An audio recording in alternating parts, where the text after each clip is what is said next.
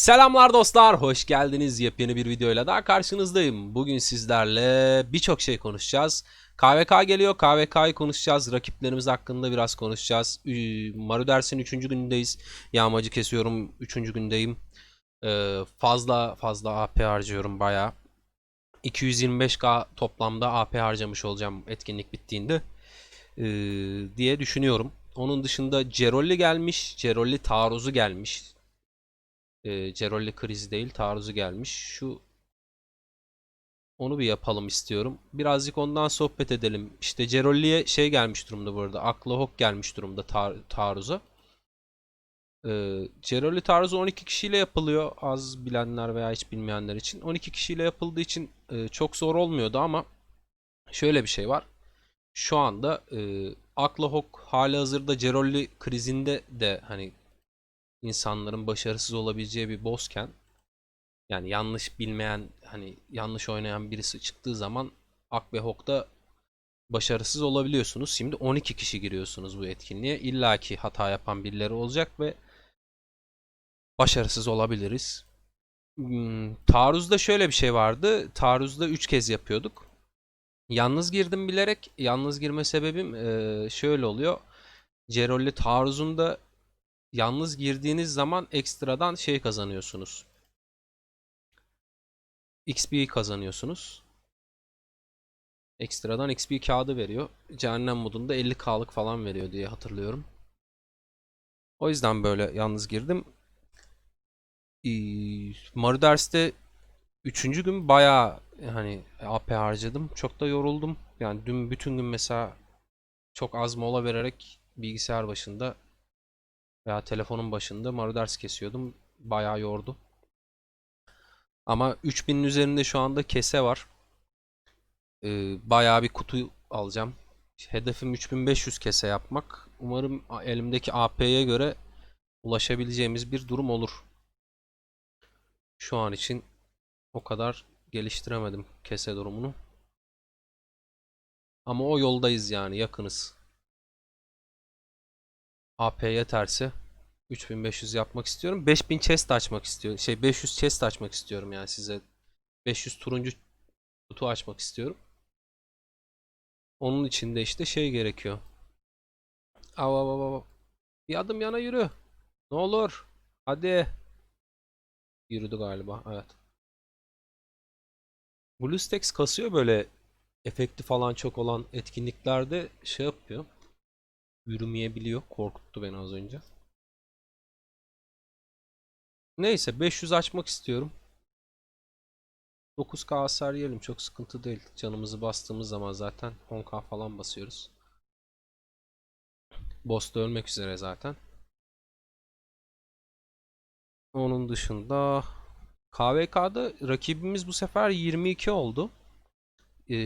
Önce şey söyleyeyim. 4. KVK'ya giriyoruz. 429'da oynuyorum, bazılarınız biliyordur. 429'da 4. KVK başlıyor. Yani krallığın 4. KVK'sı, benim hesabımın değil de. 4. KVK'da rakibimiz bu sefer geçen son 2 seferde bu krallığın müttefiki olan 422 rakibimiz. Normalde son 2 KVK'dır bu krallığın müttefiki. Ama bu sefer rakibimiz oldu. 22'nin yanında 30 var. Geçen KVK'sını 11 ile birlikte yaptı. Yani 11'e karşı yaptı. 11 ile yaptıkları KVK'da bayağı bir hezimete uğradılar. O yüzden de şey yaptılar, yani birazcık dağıldılar gibi bir durumda. Ama hala A krallığılar. Yani 22 A krallığı, 30 A krallığı rakibimiz olarak. Bizde yanımızda 41 var. Ve biz de işte 429 olarak A Kingdom'ız. 4. KVK böyle oluyor. Yani hani 2A 2B şeklinde oluyor. Yanımızda işte daha önceden de herhangi bir bağımız olmayan bir müttefikimiz var. 41 daha önceki KVK'larda bizden bir sonraki şeyde yer alıyordu. Eşleştirme sisteminde yer alıyordu. Ama şey olduğu için, Şu an müttefikimiz olabildi yani şey olduğu için. Geçen sefer müttefikimiz miydi 41? Ben 41'i hatırlamıyorum. Ciddi misin? Aa, neyse. 41A oldu o zaman. Yanlış söylemişiz. Neyse, 41 geçen sefer müttefikimizmiş. Ben hiç dikkat etmedim. O kadar da dikkatimi çekmemiş. Neyse, 41 bizim A krallığımız. Biz de A'yız. Onlarla birlikte 22 ve 30'da kozlarımızı paylaşacağız. B'lerden çok söz etmedim ama şöyle bir şey var. Onları tabloda göstereceğim. Şey yapacağım. 47 birazcık sağlam görünüyor. Bizim yine müttefikimiz 47 bu arada. Ee,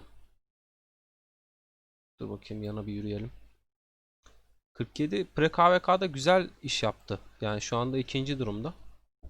Bayağı aktif olduklarını gösterdiler. Yana yürüyebilecek miyim? Hadi oğlum. Hah, yürüdük. 47 bayağı şey yaptı. Bayağı aktifler şu anda. İkinci durumdalar. Bayağı da puan yaptılar. 22 30 falan filan hani bayağı yoklar yani ortada. Puanları falan birazdan göstereceğim. Şunları bir halledelim. Ondan sonra şey yapalım. Çok da zorlamıyormuş sanırım. Ama yine de o şeyleri e, yersek bir şekilde alan hasarlarını muhtemelen tekrar yapmamız gerekir. Çünkü yani kalabalık girildiği için çok fazla hasar yeniliyor. Bakın zaten birçok kişi yemişti. Canları da çok azdı. Hani bir iki kişi daha ölseydi muhtemelen yalan oluyorduk. Baştan başlamamız gerekebilirdi. Evet, sonuncusunu da yapalım. Sonra işte bir ödüllerine, droplarına bakalım. Ya ben bunu seviyorum genel olarak. Güzel ödül veriyor. Ödül havuzu zengin biraz. Çeşit çeşit ödül veriyor. Elmaslar vesaireler. Bir de diğer Cerolli gibi değil yani tek sefer yapıyorsun bitiyor falan değil. Etkinlik süresi boyunca bu kullandığımız oyuna özel AP gibi bir şey var. Sikke gibi bir şey var. O birikiyor. O biriktikçe tekrar yapabiliyorsunuz. Havuzu resetleyebiliyorsunuz. Ana ödülleri aldıktan sonra havuzu resetleme var. Onu da göstereyim birazdan size. Aman onu yapın. Yani ana havuzu resetlediğiniz zaman o en değerli ödülleri tekrar alabiliyorsunuz. Ama resetlemeden en değerli ödülleri tekrar alamıyorsunuz. Bu sefer resetlemeden sandık açtığınız zaman o en değerli statüsüne koyduğu ödüller dışındaki diğer ödüllerden almaya devam ediyorsunuz. Yani onu kaçırmamanız lazım. Çünkü oyun sana bunu şey yapmak zorundasın demiyor yani hani yenilemek zorundasın gibisinden bir şey söylemiyor. Ben yine her zamanki başladığım noktaya yürüyüp ondan sonra başlayacağım. Çünkü buradan daha rahat kaçıyorum sağa sola. Şurada hep iç içe duruyorlar. Şuradan gelen bir alan becerisini de mesela yiyor şu anda Richard. Biraz daha rahat edelim. Sandık kısmına geçince şey yapayım diyorum devamının üzerinden konuşayım. Göstermeden konuşunca biraz havada kalıyor. Şey yapmayalım.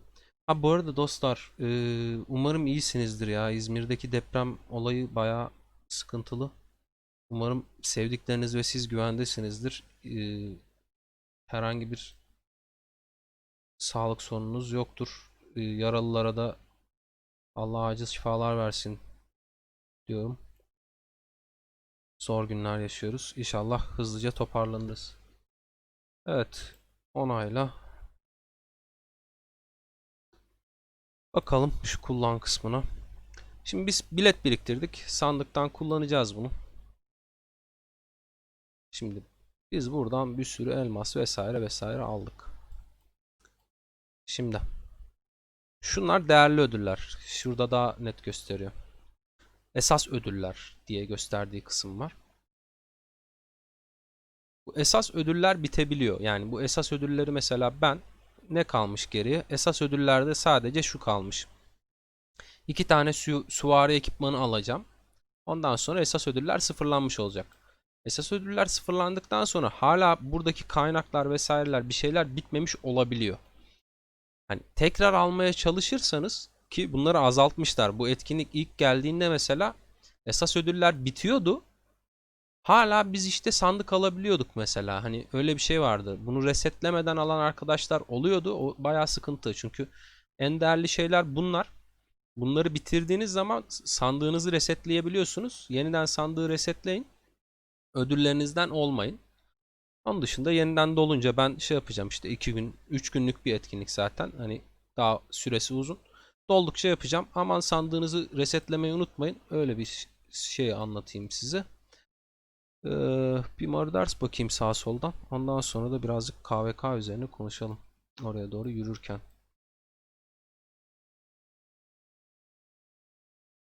Marders. Buraları temizlemişler. Ha. Şu tarafa doğru yürürken açalım bir KVK'mızı. Şimdi dostlar biz 429 olarak krallık olarak şu anda birinciyiz. Gayet güzel de gidiyoruz daha. Ben bu arada puan katkısı vermedim. Yani ben yaklaşık bir 3,5 milyon falan puan katkısı vereceğim sanırım. Şu an öyle görünüyor. Daha fazlasını da verebilir miyim bilmiyorum. AP'nin durumuna göre biraz da verdiği şeye göre keseye göre değişecek bu durum. İyi gidiyoruz. Normalde biz KVK'lara hazırlanırken 429 olarak çok fazla hani sıralama yapmayı önemsemezdik. Elimizdeki Maruders AP'leri bitiriyorsak bitirirdik. Ondan sonra çok fazla puşlamazdık. Bu KVK bir amaç koyduk kendimize. Birinciliği almak istiyoruz pre KVK'da. Hani çok böyle hani yıpratmak istemiyorduk kendimizi böyle. Ondan dolayı daha çok bu rütbe 5'teki eğitim hızını falan alıyorduk. Zaten çok savaşıyoruz biz. Yani krallık olarak yani çok savaşçı bir ekip var burada. O ekip çok fazla ordu öldürdüğü için yani bu rütbe 5 olmak bizim işimize geliyordu. KVK sırasında yaptığımız kayıpları biraz olsun hani dengeliyordu yani. O bizim hoşumuza giden bir özellikti. Ama bu sefer 22'yi karşımıza aldık. Geçen sefer 430 11'in karşısına gitmişti. Osiris Ligi'nden bilirsiniz 411 K'nın krallığının karşısına gitmişti. Sonucunda KVK'yı kaybettiler. 30 daha güçlüydü 11'den bu arada. KVK'yı kaybettikten sonra birazcık güç kaybetti. Şu anda 22 ile müttefik olarak geldiler. Biz de 41 ile müttefikiz şu anda. Aynı zamanda 47 bizim müttefikimiz. Bir de 32 bizim müttefikimiz. Yani şöyle ki bir A Kingdom'una göre eğer taktik yapmıyorlarsa 430 için söylüyorum. Biz çünkü zamanında böyle taktikler denendi bizim 29 krallığında.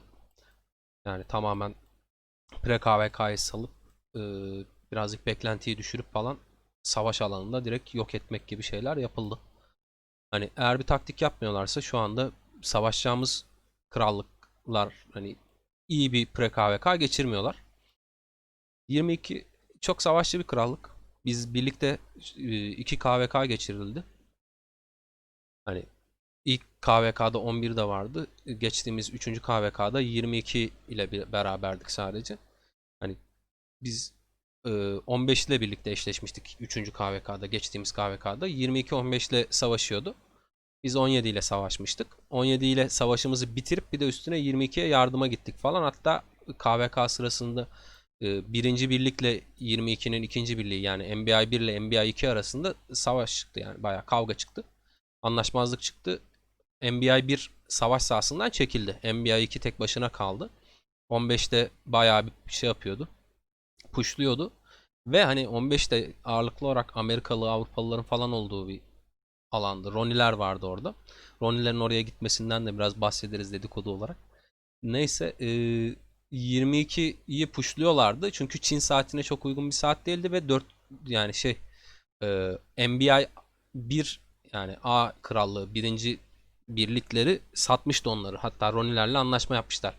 Hani ikinci birliğe istediğinizi yapın biz karışmayacağız demişler falan. Biz orada kendimiz gidip 22'nin ikinci birliğini destekleme kararı aldık. Alan savaşıyla destekledik. NBA 1 de gelmek zorunda kaldı. Çünkü rezil oldu. Gayet hani Ronnie'nin yayınında falan filan hani krallığına ihanet eden birinci birlik olarak rezil olduğu için savaşa yeniden dönmek zorunda kaldı falan. Bu tarz şeyler yaşandı. Ronnie'nin 15'e gitme hadisesi de önce bize gelmek istedi. Bizim krallığımızda yönetimde bulunan Türk ekibinin Ronnie'nin faydasından çok zarar getirebileceği düşüncesi nedeniyle Ronnie reddedildi. Çünkü Ronnie'nin seveni var ama sevmeyeni de çok fazla var. Biz mesela Ronnie'yi bir şekilde kabul etseydik 22 ile müttefik olmazdık. Çünkü 22'de Ronnie'yi sevmeyen çok fazla insan var mesela. Ha, bizde de böyle bayılan insan var mı? Çok zannetmiyorum. 22 yani hani dengede o yani. Hani Ronnie birazcık zamanında biraz şeyle ilgisi var Ronnie'nin. Ee, Lilith Games'in bir destek olma durumları vardı yayıncılara falan filan. Bunlar ortaya çıkmıştı. Öyle bir skandal olunca Legend Ronnie bir antipati topladı. Ondan dolayı Ronnie'ni sevmeyenleri vardı. Sonradan işte Lilith Games bu durumu düzeltti ve sadece yayıncılara herhangi bir destek olacağı zaman maddi olarak destek olma yoluna gitti. Bunlar yaşandı zamanında. Eskiden paket falan olarak destek olunuyordu. Yani yabancı yayıncılara, Amerikalı yayıncılara falan paket falan teslim ediliyordu. Bunlar kaldırıldı falan. Bu tarz şeyler yaşandığı için bu oyunun geçmişinde Legend Ronnie'ler birazcık sevilmiyor oyunda. Eski oyuncular biliyor ve sevmiyorlar. O yüzden de biz kabul etmemiştik. 15'e gitmişlerdi falan filan. Sonra işte 15'i yendik 22 ile birlikte. Bu KVK'da da 22 ile karşılaşıyoruz ve zor bir KVK nispeten. Yani daha doğrusu zordan ziyade e, bol savaşlı olacak. Yani eğlenceli bir KVK olacak. Bol savaşlı olacak. Çok güzel bir KVK bizi bekliyor. Yani biz genel olarak kaybetme yani şey anlamında. Asker kaybetmekten korkan insanlar değiliz. Bu 429'daki yabancı ekipler de buradaki Türk insanlar da genel itibariyle ordularını öldürmekten çekinmeyen insanlar. Hani biz ortalama 1 milyona yakın falan ölü veriyor herkes burada savaşan ekipteki insanlar. 1 milyon, 1,5 milyon ölü veren insanlarımız var burada savaşarak. O yüzden de çok eğleneceğiz. Bayağı keyifle bekliyoruz. Bu sefer bir değişiklik yapıp birinciliği de alıp atak olayında biraz daha öne çıkalım istedik. Onun dışında Marders kesmeye devam ediyorum. Anlatıyordum biraz da şeyi. Bende AP olarak şu anda bakalım. Çok az AP kaldı. Yani 20K'nın altında şu anda AP'm. Biraz da böyle elmasla 20K'ya falan tamamlarım herhalde. Bugün 20K AP harcamış olurum. Başlarken bende toplamda şey vardı. 211K 800 AP falan vardı. Yani 212K falan AP vardı. Bu event geldiğinde. Mardersler geldiğinde bu kadar AP'm vardı. Bayağı harcadım. Bir de üstüne Osiris Ligi marketinden de 10K aldım. Şu anda toplamda 222K AP harcamış olacağım şu anda gördüğünüz AP'ler bitince. Ama VIP mağazası yenilendi. VIP mağazası yenilendiği için de buradan bir 3K daha gelecek. Yani 225K ben AP harcamış olacağım toplamda. Durumlar bu şekilde sevgili dostlar. Şeyi de açayım istiyorum. Şunları alıyorum bu arada size de tavsiye ederim. Eğer kaynakta sıkıntı yaşamıyorsanız mor yıldızları alın çünkü birlik marketinden eritme seçeneği geldikten sonra onları almak mantıklı olmaya başladı. Çünkü bir yerden sonra mor komutanlarınız falan fullenince bir işe yaramıyordu. Öyle elinizde kalıyordu ama şimdi eritip pasaporta veya herhangi bir ihtiyacınız olan şeye çevirebiliyorsunuz birlik marketinden. O yüzden alın. Ee, ne diyorduk? Ha, bayağı şey birikti. Kese birikti bende. Keseleri açacağım şimdi. 3000'in üzerinde kese var.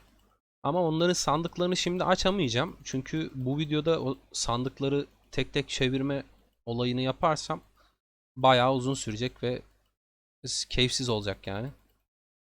O yüzden şu sandıkları bir alayım birlik sandıklarını. Ondan sonra şu keseleri bir açayım. KVK'ya gidiyoruz. Biraz da yükleme ödülleri olduğu için alışveriş yapılıyor bu dönemde. Yani herkes yapıyor birlikteki. Bir yerden sonra zaten oyun şeye bağlıyor. Bu oyunun başında çok fazla alışveriş yapıyorsunuz falan filan. Yani birliğinizdeki insanlar yapıyor ediyor veya siz yapıyorsunuz. Bir yerden sonra sadece yükleme ödüllerinden yükleme ödüllerine dönüyor olay. Çünkü zaten oyunda ihtiyacınız olan birçok şeyi almış oluyorsunuz. Sadece yükleme ödüllerinde ekstradan kafa kazanmak için insanlar paket çekmeye başlıyor. Şeye gelelim. Ee, keselere gelelim. Dur bakayım şurada mesajda daha vardır kese. Onları da alalım. Hepsini bir açalım. Ha, bu arada biraz da şeyden bahsedeyim. Neden Murders kesmeliyiz olayından bahsedeyim. Belki oyuna yeni başlayan insanlar falan da izliyordur. Hani Murders'ler çok fazla size kaynak sağlıyor. Hızlandırma anlamında da burada mesela 7 tane alıyorsunuz. KVK'ya girdiğinizdeki barbarlardan bu kadar alamıyorsunuz. O yüzden Murders'ler yani bayağı hızlandırma biriktirmeniz açısından ve işte aynı zamanda sonunda da elde ettiğiniz kutular sayesinde çok fazla size katkı sağlıyor hesabınız için. Şu anda bende 3312 tane e, deri omuz çantası var. Ben bunu yaklaşık 3500'e çıkarmak istiyorum. Umarım 3500'e ulaşır. Şöyle bir açayım. 200 tane daha kasarsam sanırım rahat olacağız. Şöyle. Hepsinden 400 küsür tane. Kufu piramidinden de 524 tane verdi. Orada bir fazlalık oldu. Şunu da açalım. Evet dostlar. Şimdilik bu kadar. KVK süresince size gelişmeleri anlatacağım. Neler oluyor, neler bitiyor, ne yapıyoruz, ne ediyoruz. Onlardan konuşuruz. Bunları ben tek tek şeye çevireceğim zaten.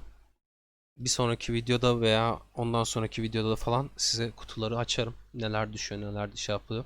Hatta şey de yapacağım. Bu şehir efsaneleri var insanlara şansa yönelik şey yaptı işte. 1-1 açınca daha çok iyi, 2-2 açınca daha iyi, 3-3 açınca 5-5'ler var, 7-7'ler var. Yok 10-10 açacaksın falan, bu en iyisi bu falan diyenler var. O efsanelerin hepsini deneyeceğimiz bir şekilde açacağım. En sonunda kalanını toplu açarım. Ee, İzlediğiniz için teşekkür ederim. Eğer beğendiyseniz beğeni bırakabilirsiniz. Aklınıza takılan bir şeyler varsa KVK sistemiyle ilgili vesaire falan hani herhangi bir şey oyuna dair yorum olarak sorabilirsiniz. Ben bütün yorumlara okuyup cevap vermeye çalışıyorum. Bana destek olmak istiyorsanız kanala abone olup videolara beğeni bırakabilirsiniz. İzlediğiniz için tekrar teşekkür ederim. Hoşça kalın. İyi günler.